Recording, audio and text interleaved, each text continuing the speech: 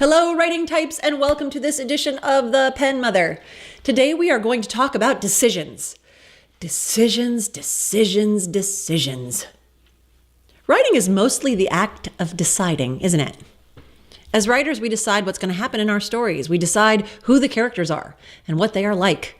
We decide how we're going to unravel the story for the audience, where it starts, where it goes, and how it ends. Writing is making decisions. Good writing is making good decisions. We learn how to make our writing decisions in so many different ways. We read books on how other writers have made their decisions.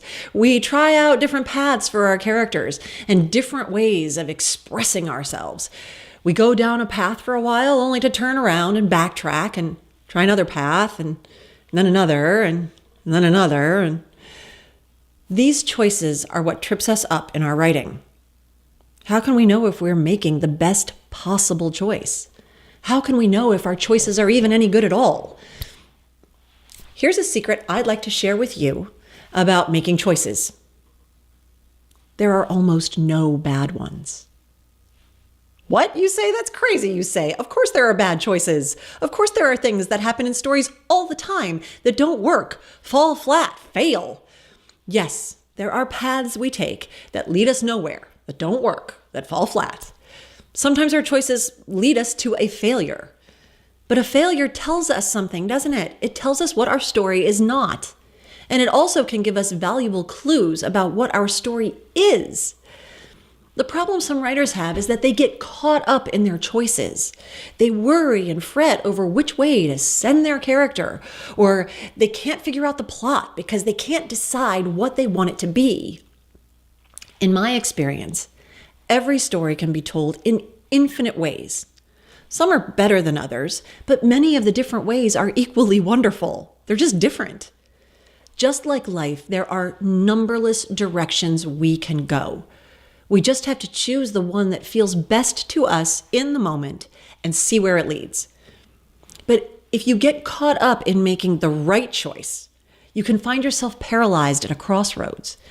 Not being able to make choices leads to terrible things like writer's block and stuff it in a drawer syndrome.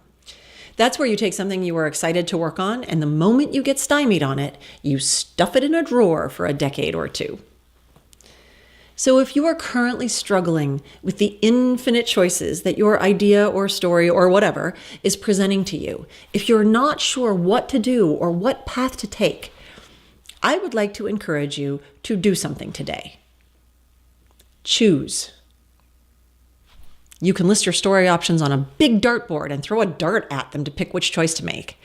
You can use one of those mystic pendulum things. You can wrap your choices in bacon and see which one your dog eats first.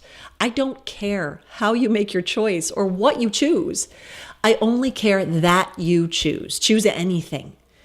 Then go write it. Write it as best you can. Give it your full effort and attention.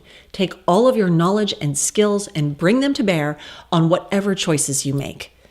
And guess what? You'll probably have made some pretty great choices.